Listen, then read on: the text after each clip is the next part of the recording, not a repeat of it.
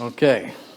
Good evening, ladies and gentlemen. Buenas tardes, señoras y señores. Soy Ahmed Robley y es un honor para mí daros la bienvenida al 7º foro del Caxton College. Nuestro invitado de hoy es el Dr. Wayne Holmes. Ha dedicado más de 20 años a la educación, tiene un alto historial en educación, con grados en filosofía y un doctorado en educación por la Universidad de Oxford. El Dr. Holmes es profesor en el University College London, participa en otras organizaciones como la UNESCO y el Consejo de Europa, por nombrar algunos. Su investigación aborda los estudios críticos en la aplicación de la inteligencia artificial a los contextos educacionales con sus implicaciones éticas, sociales y humanas. Estamos muy agradecidos de poder oírle hablar sobre el uso de la inteligencia artificial en la educación y es una fortuna para nosotros que pase tiempo con nosotros aquí en Caxton compartiendo su experiencia en este ámbito. Sin más dilación, os presento al Dr. Wayne Holmes.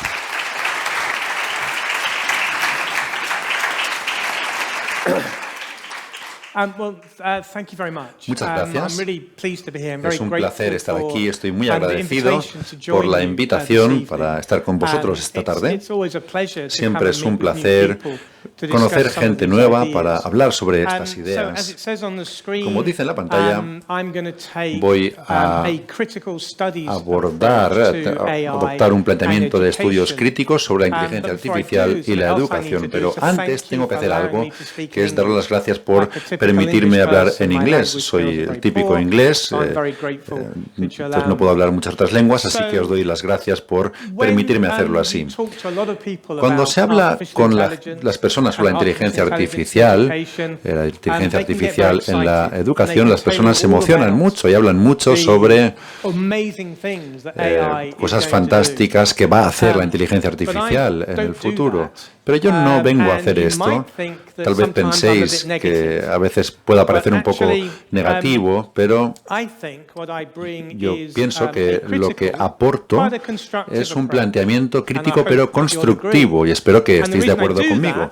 Y esto lo hago porque ese chico pequeño, ahí, ese soy yo, y las personas grandes son millones de inversiones de las grandes empresas. Así que para poder abordar este equilibrio, a veces tengo que ser un poco creativo.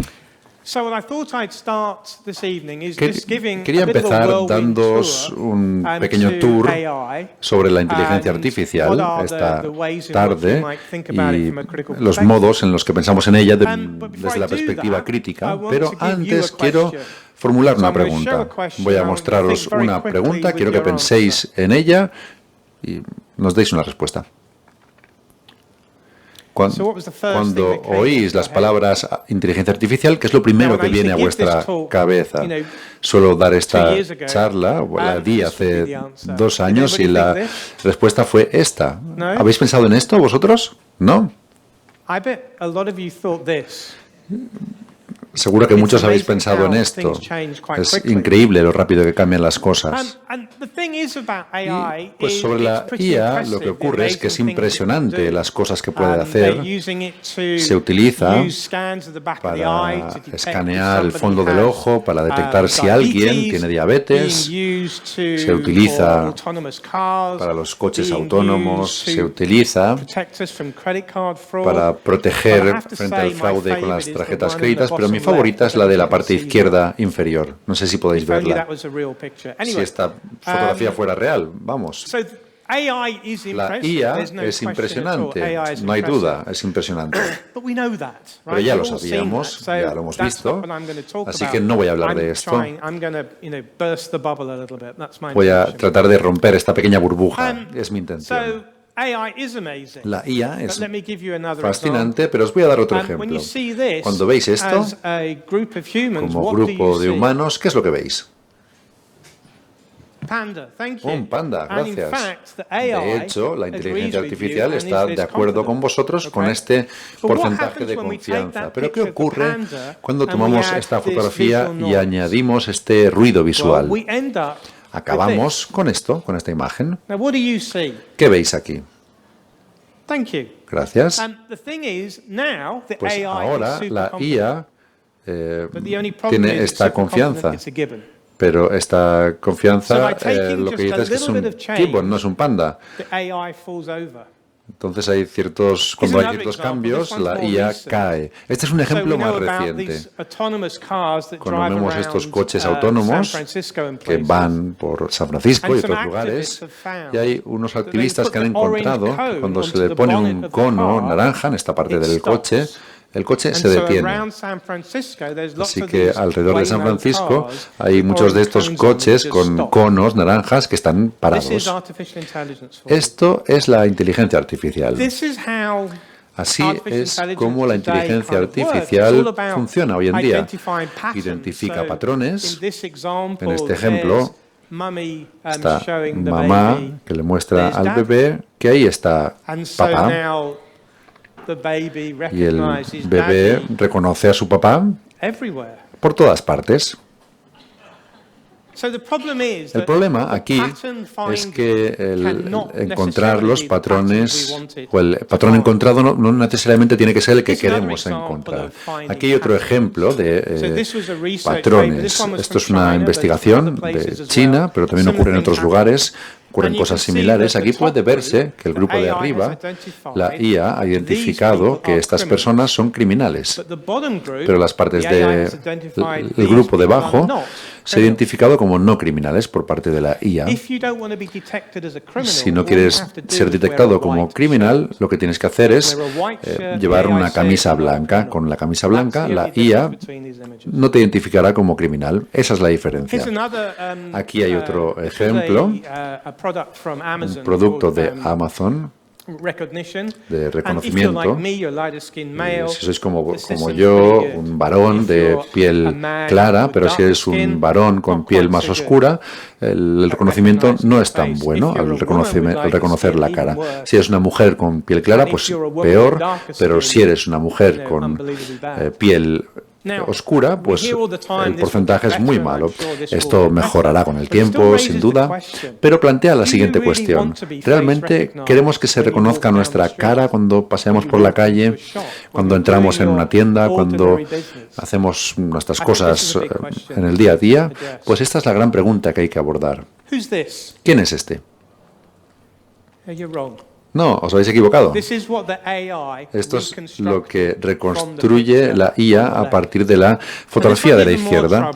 Y aquí esta joven mujer decidió que quería mejorar una fotografía para poder entrar en LinkedIn y obtener un trabajo mejor. Y esto es lo que hizo la inteligencia artificial.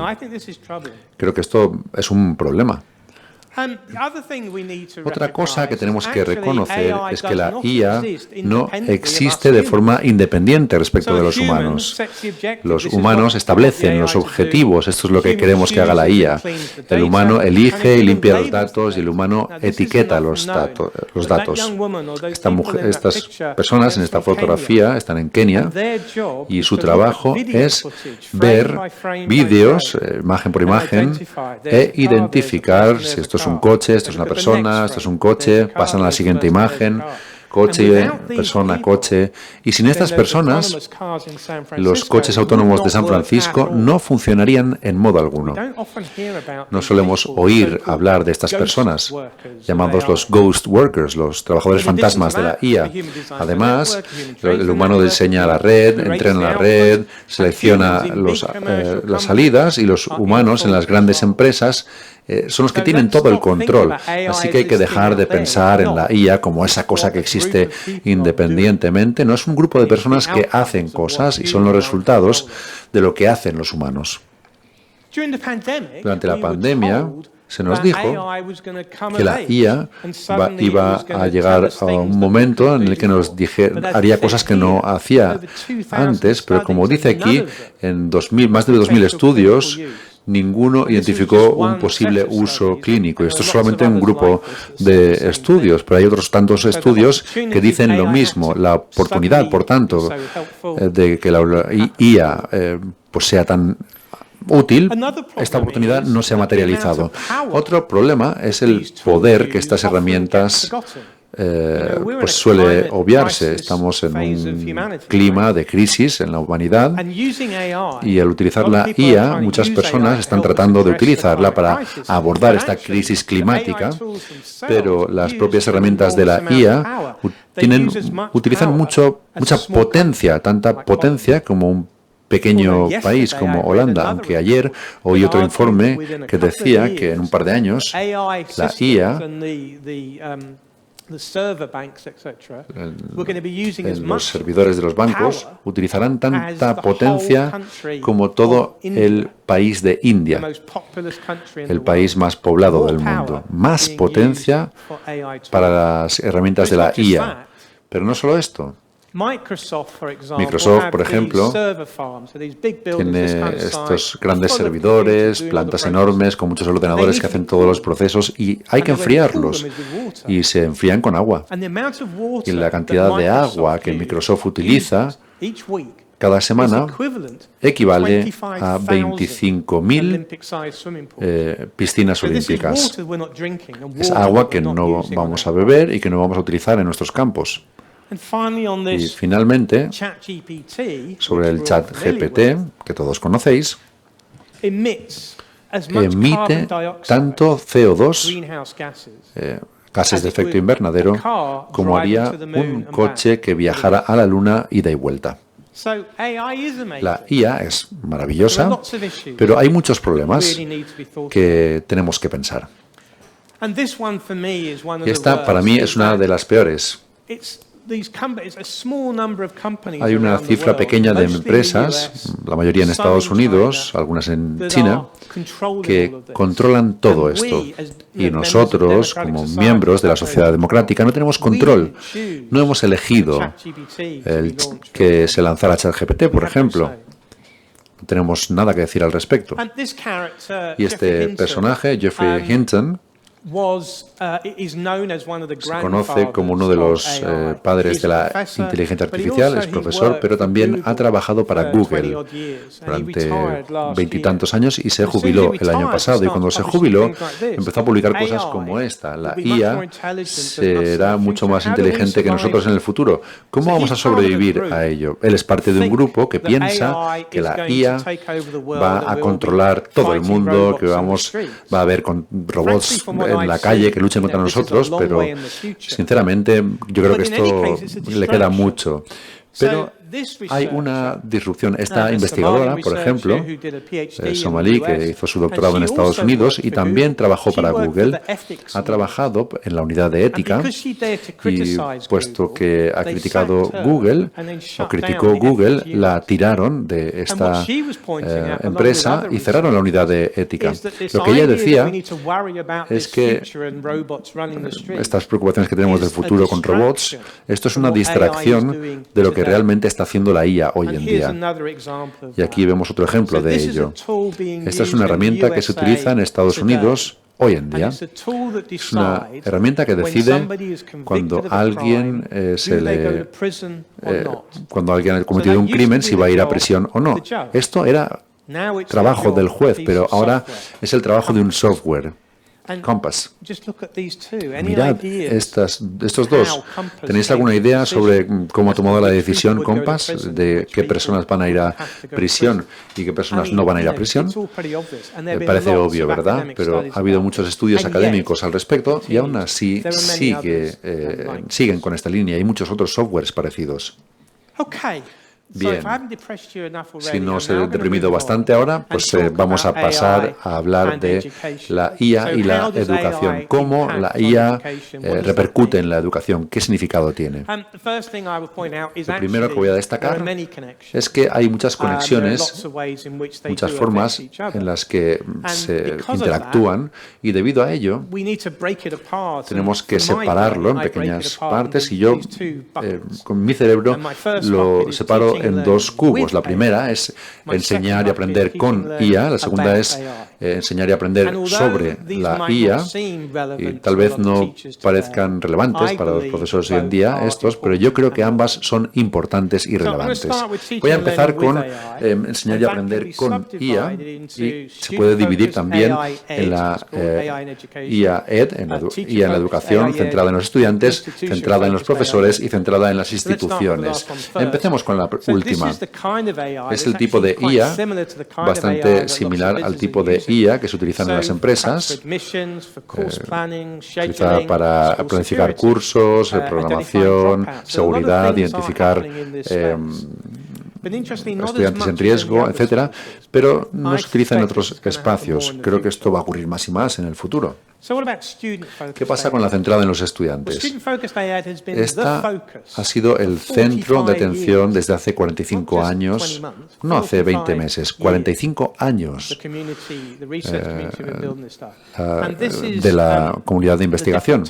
Y hay distintos tipos de IA en la educación, herramientas que se han desarrollado a partir de la investigación. En la parte central veis la IA generativa, ChatGPT, pero solo es una de una larga lista de distintos tipos de IA. Os voy a mostrar un par. Esta se llama Sistema de Tutorización Adaptativa, o también se llama Sistema Inteligente de Tutorizaje. En la parte derecha hay una lista de empresas hoy en día que ya tienen fondos multimillonarios y están vendiendo sus productos a colegios, escuelas, universidades y otros lugares, y veréis que Century es una de la lista, pero hay muchas otras. Y esto funciona, ya lo conoceréis, del siguiente modo. El sistema participa en el sistema con su pantalla y lo que hacen, lo que responden, lo que escriben, determina la siguiente información que se les da.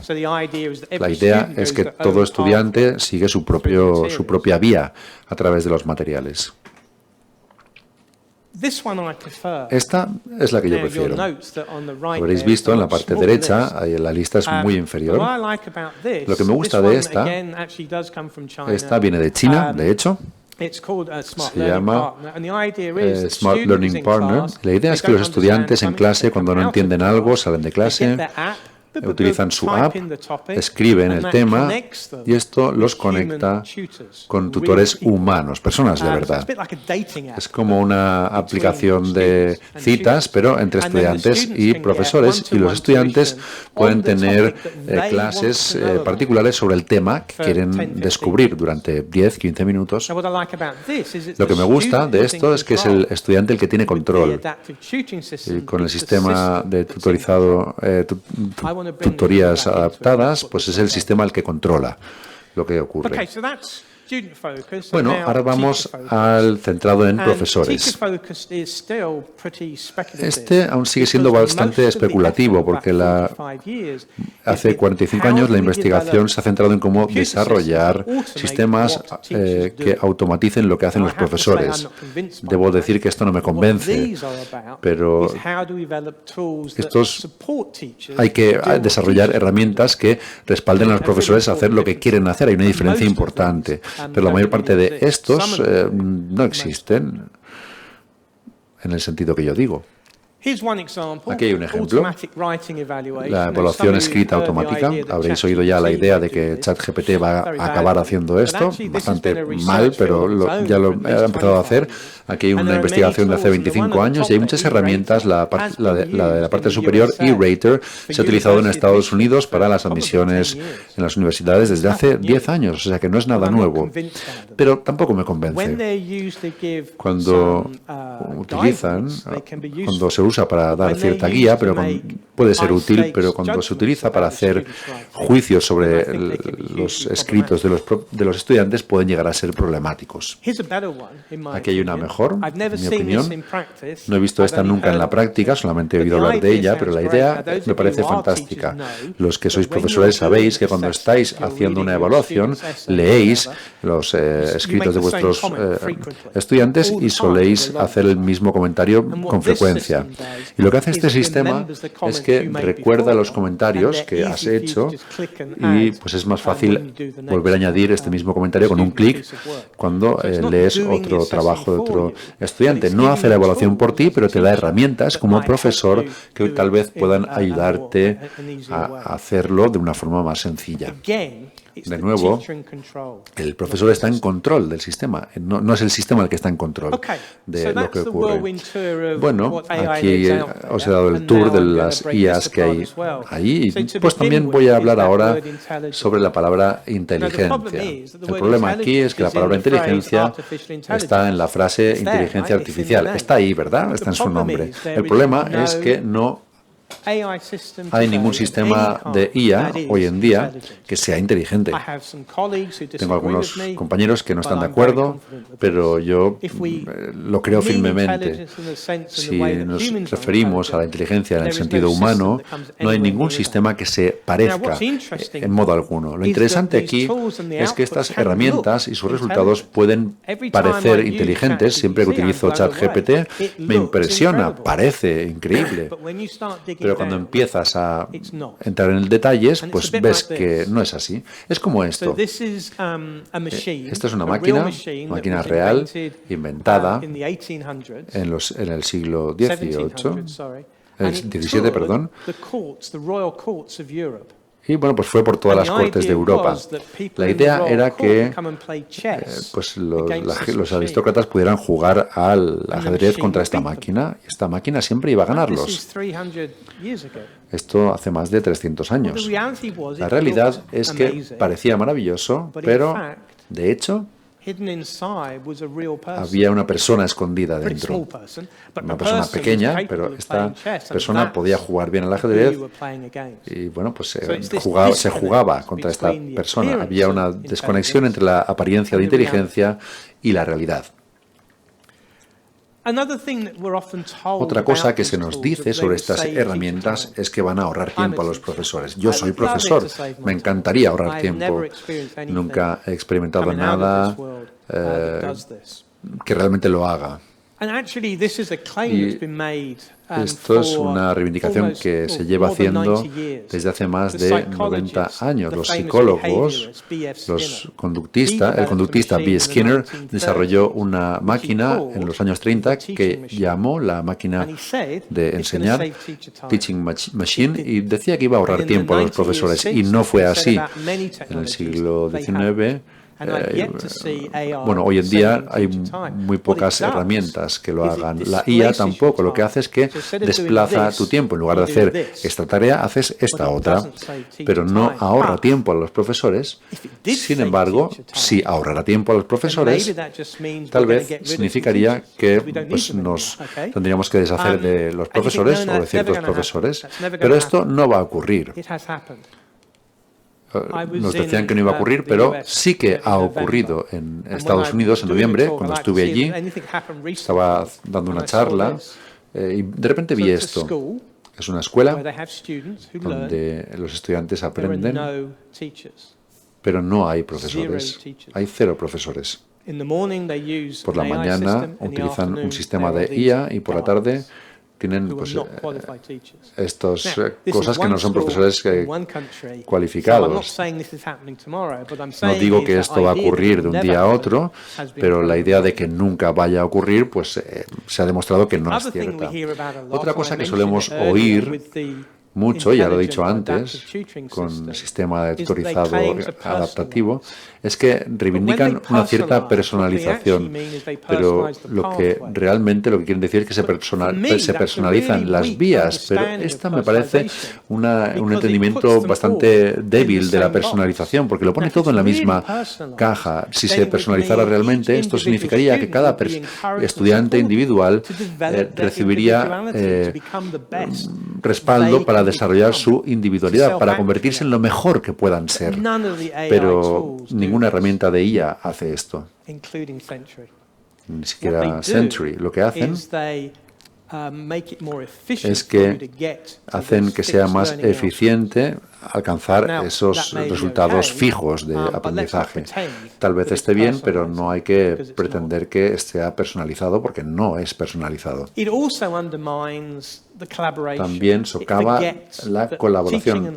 Olvida que enseñar y aprender es una actividad colaborativa. Sabemos que cuando nuestros estudiantes trabajan juntos, 1 o 2 puede sumar 3, surgen nuevas ideas. Pero yo he estado en clases en las que había 30 estudiantes, 30 ordenadores y todos se centraban en su ordenador y no en los estudiantes que tenían a la derecha y izquierda, ignoraban al profesor porque estaban ahí haciendo su aprendizaje personalizado. Pero esto socava la colaboración. Socava también la idea de que los estudiantes se conviertan en lo mejor que puedan convertirse, pero también parte de vuestro trabajo, y sé que os lo tomáis muy en serio, parte de este trabajo es ayudar a los estudiantes a que sean miembros contribuidores de la sociedad, y este tipo de cosas no las abordan las herramientas de la IA. Si decimos que solamente empleamos 15 minutos a la semana en ello, no hay problema, pero no se están vendiendo de este modo. Y no es como los están adoptando los políticos tampoco. El otro problema es que, puesto que este sistema es el que toma las decisiones, con mucha frecuencia el trabajo de los profesores se reduce y su único trabajo es encender, apagar el ordenador, asegurarse de que los estudiantes se comportan bien, pero su profesión, el ser profesores profesionales, su trabajo se reduce. Muchas veces el sistema no puede decirles por qué el sistema ha dado cierto contenido de aprendizaje a los estudiantes.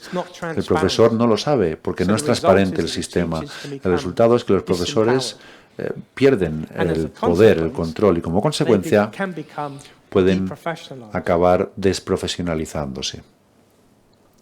El otro problema es que la mayor parte de estas herramientas las proporcionan empresas comerciales que están tomando control y les estamos dando a estas empresas el control de lo que ocurre en las escuelas. Ocurre en muchos lugares.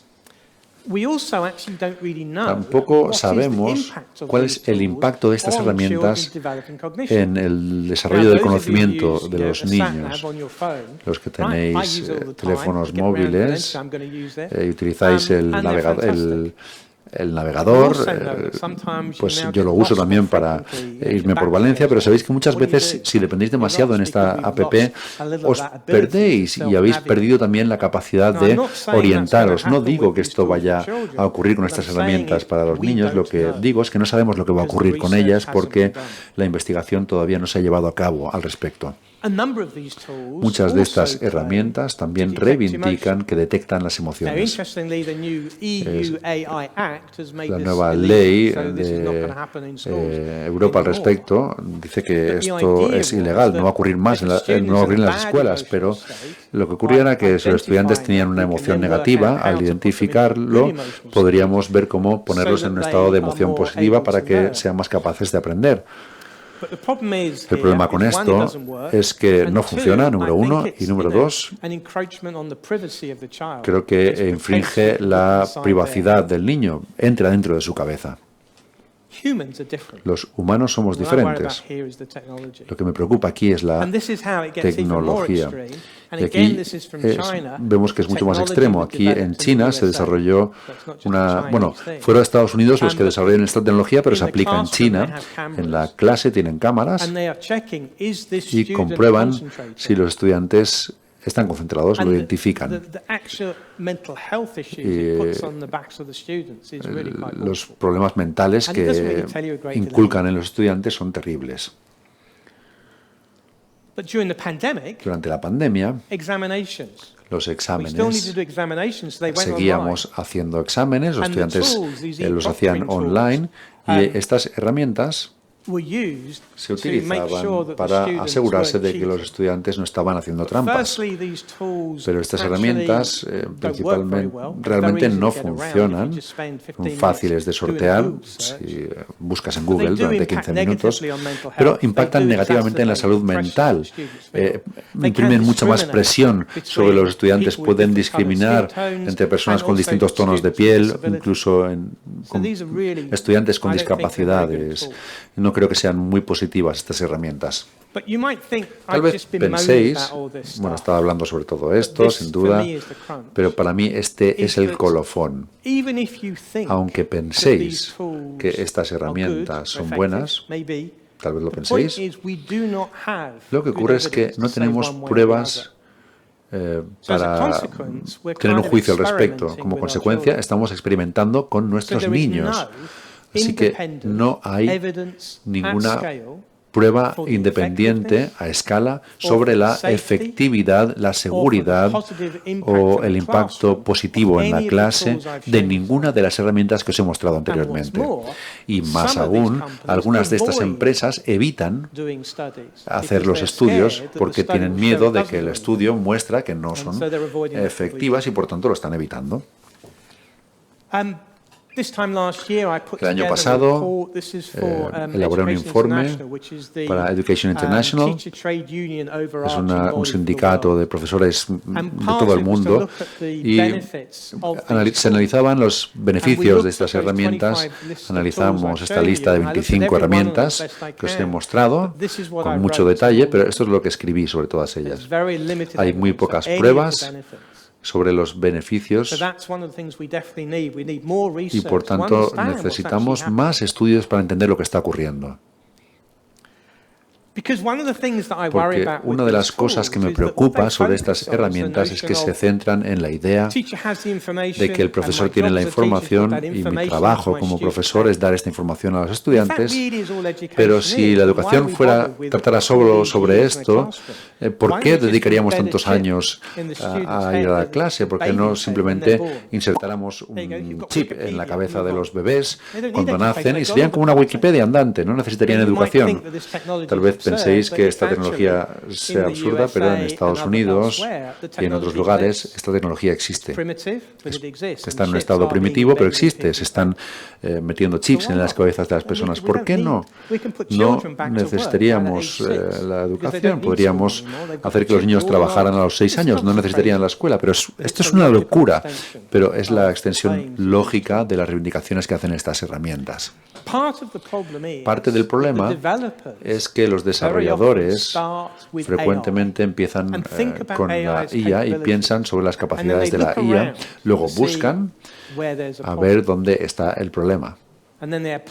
Y luego aplican su experiencia con la IA al problema. Y creo que hay que darle la vuelta.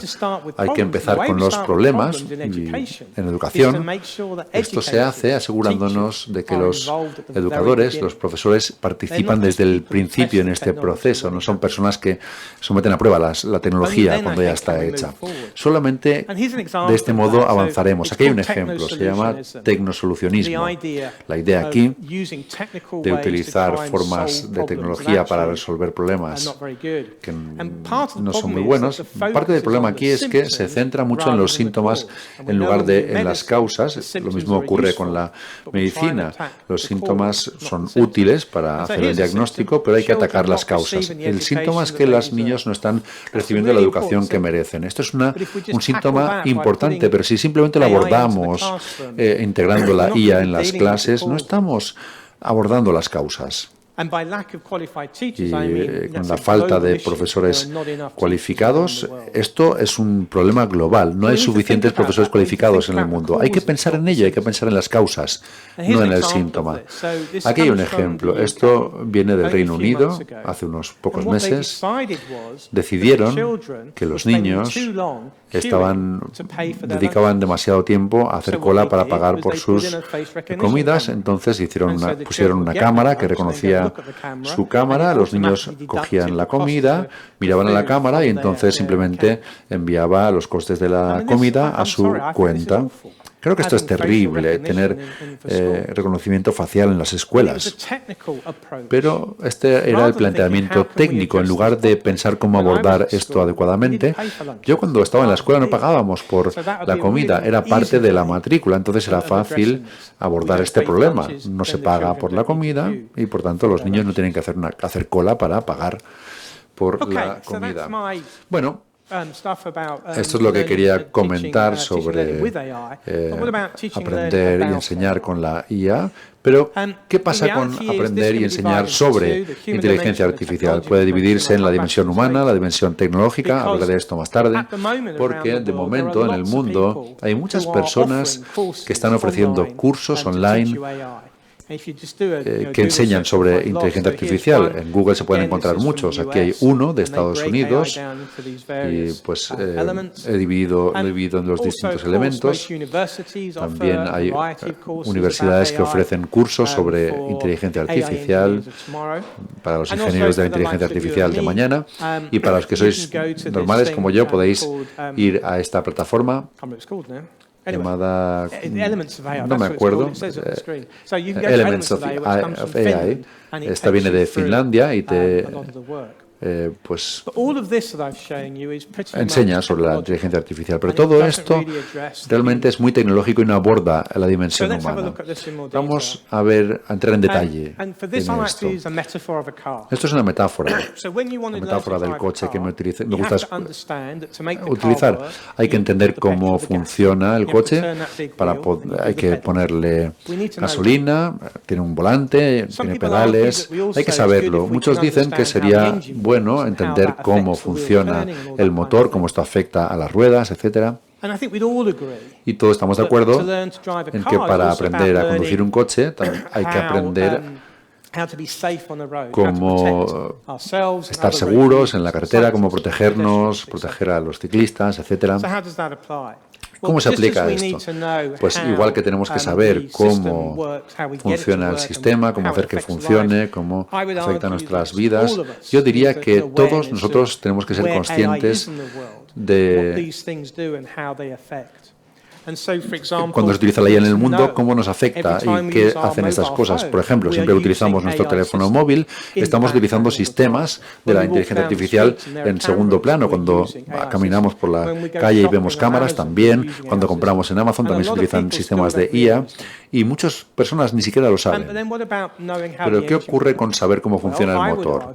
Pues yo diría que es algo bueno el que todos nosotros entendamos más o menos cómo funcionan estos sistemas. Porque si no entendemos cómo funcionan, no podemos saber qué es lo que está fallando. Pero hay distintos niveles. Si vas a ser un ingeniero de IA, pues hay que entender la estadística, la matemática, etcétera. Pero si eres un estudiante escolar, interesado en artes, humanidades, pues yo diría que aún así tendrías que tener una idea vaga sobre cómo funciona a cierto nivel. Pero también tenemos que entender el impacto humano de estas herramientas o en los humanos. Y esto no se suele comentar en estos cursos. Lo que sí que se aborda en estos cursos, o cuando se abordan estos cursos, pues se hace simplemente en los últimos 10 minutos. Se habla de ética en los últimos 10 minutos. Son éticas sesgadas, pero bueno, se acaba el tiempo y bueno, pues no profundizan en ello, no suelen hacerlo. Y creo que esto es negativo. Así que yo creo que hay que hablar a nuestros estudiantes sobre la dimensión tecnológica, pero también sobre la dimensión humana. Hay que entreverarlas ambas en cualquier curso para que se entienda cómo se conectan ambas dimensiones. Bien, pasamos a la ética. La ética es fundamental, pero no solamente... Bueno, pues hay muchas dimensiones y muchos diríais, sé que aquí hay profesores de ética, sin duda, y muchos dirían que ser ético significa estar alineados con los valores humanos. Creo que esto es un buen punto de partida, pero la primera pregunta es ¿con qué valores humanos nos estamos alineando? Hay ciertas personas cuyos valores humanos no quiero que se alineen con la inteligencia artificial. Otra cosa que hay que pensar es cómo estas herramientas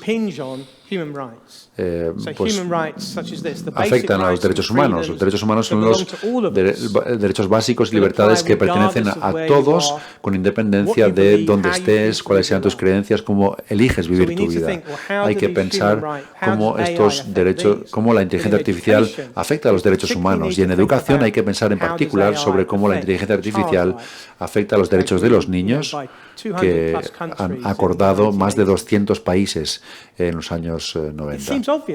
Parece obvio, ¿verdad? Pero todas estas empresas de las que os he hablado, en mi opinión, están infringiendo la última, al estar protegidos de la explotación económica, porque se integran las herramientas en la clase, los estudiantes hacen el trabajo, la herramienta extrae datos, la empresa utiliza esos datos para crear un modelo y, por tanto, obtienen beneficios. Si esto no es explotación económica de los niños, no sé qué puede serlo. Lo que yo digo no es que no utilicemos la IA en las clases, sino que hay que tener esto en cuenta. Otra forma de pensar sobre ello es que hay que distinguir entre hacer las cosas de forma ética, de un modo ético, o hacer cosas éticas. A veces se confunden. Vuelvo a los sistemas de e-proctoring, cuando todas estas definiciones, ellos, los que han desarrollado estos sistemas, han tratado de no infringir todas estas, pero esto está dentro de una burbuja. Hay que pensar lo que hay fuera de la burbuja, cosas que los que crean estos sistemas no suelen pensar. Y estas son fundamentalmente importantes. Hay que pensar en ellas cuando elegimos si integrar estas herramientas en las clases o no. Lo mismo con los sistemas de tutorizado inteligente. Trabajan para asegurar que son éticos, pero cuando salimos de la burbuja, de nuevo, hay muchos problemas que surgen y de nuevo hay que pensar en ello.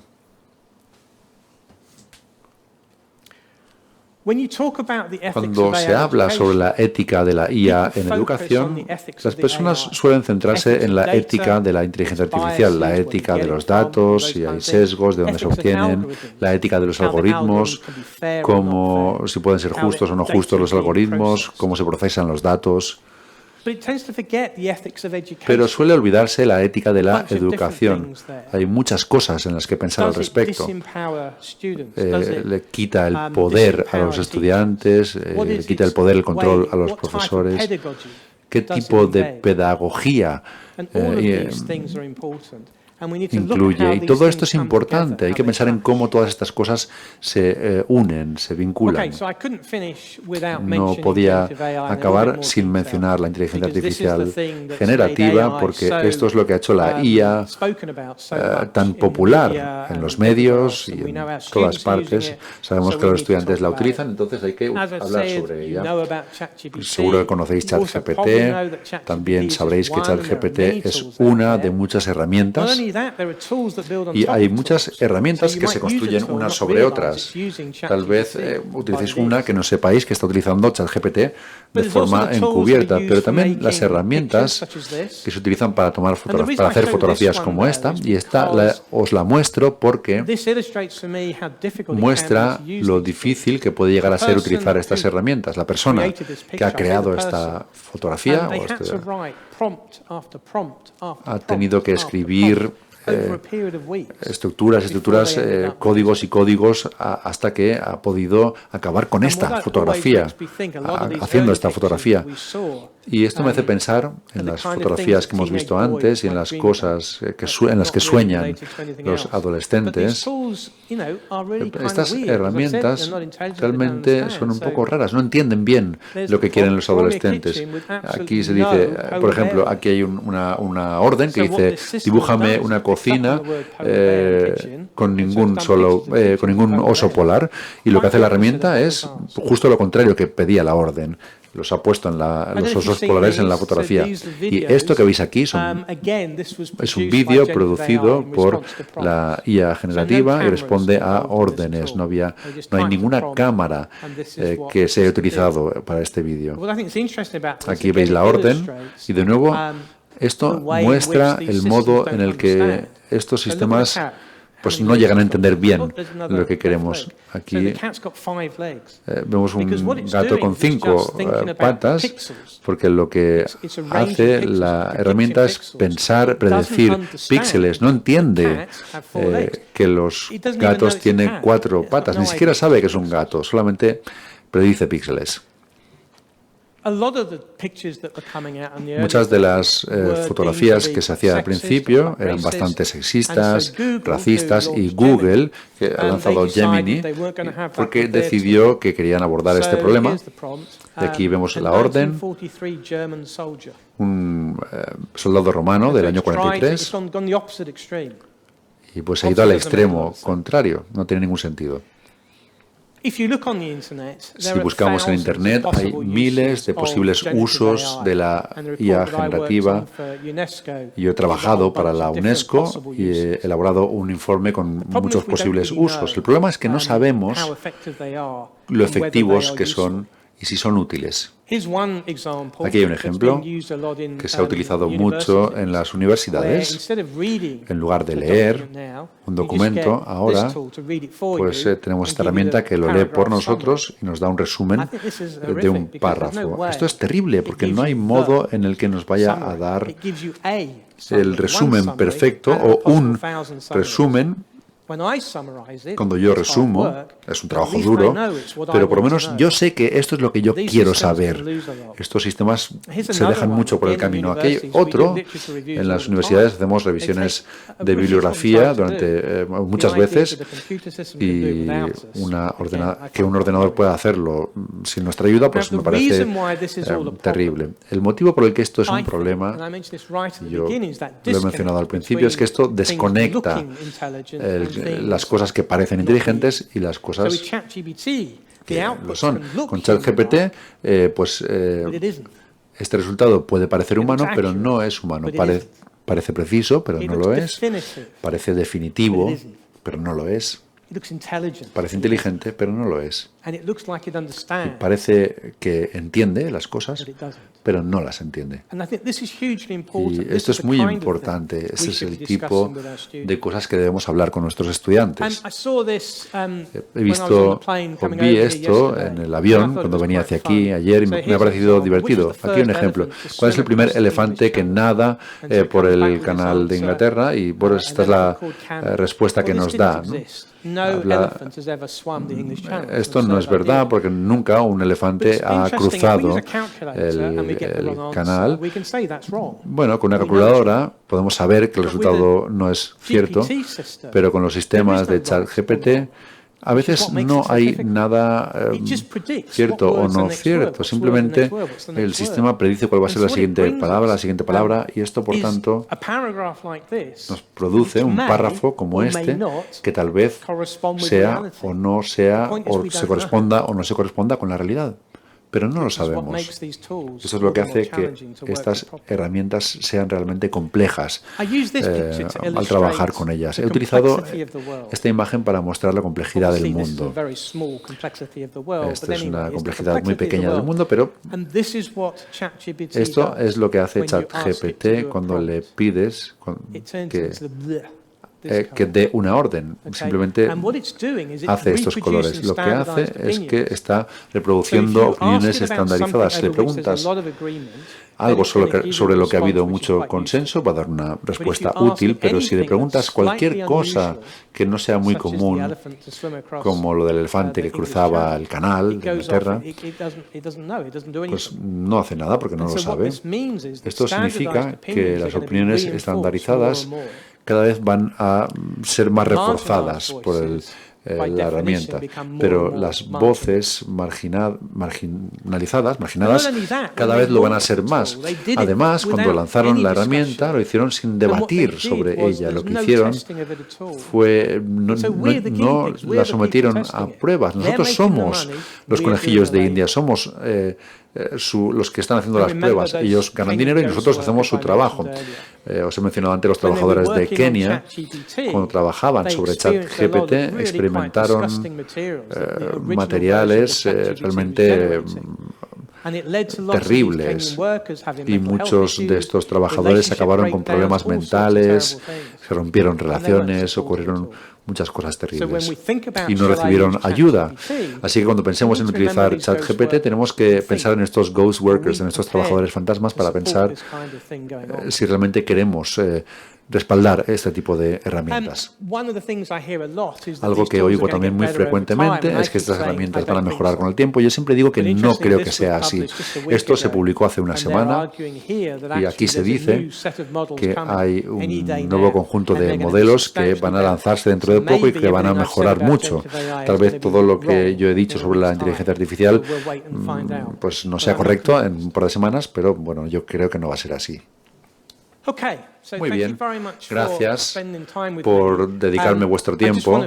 Quiero acabar con estas dos diapositivas para decir que cuando hablo sobre la IA en educación, como he dicho al principio,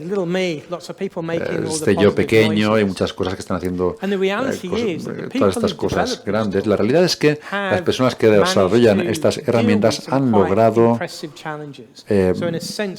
abordar retos muy impresionantes. De algún modo han logrado subir a esta montaña y esto es impresionante. Muchos amigos míos han trabajado en ello, pero el problema es que muchas de las cosas que os he mostrado son realmente problemáticas y una de las cosas que quiero deciros al final es que se ignora que hay una montaña más grande, más allá de la que vemos, con muchas posibilidades. Así que en lugar de reproducir las prácticas pedagógicas que hacemos, ¿por qué no utilizamos estas tecnologías maravillosas para hacer cosas nuevas, para desarrollar nuevas pedagogías, nuevas formas de evaluar, nuevas formas de mejorar la agencia de los estudiantes, nuevas formas de empoderar a los profesores? Esto no es lo que está ocurriendo actualmente, por desgracia, pero esto es lo que creo que creo que tenemos que hacer. Así que muchas gracias por escucharme.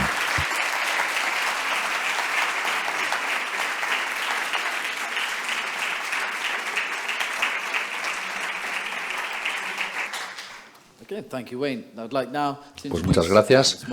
Quiero presentar a la directora del Caxton College. Va a dar unas palabras de clausura.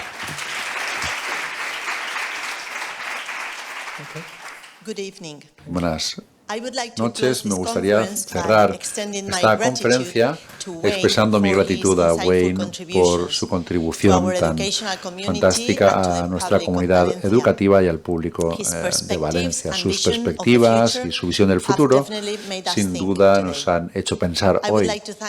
Me gustaría daros las gracias a vosotros por vuestra participación.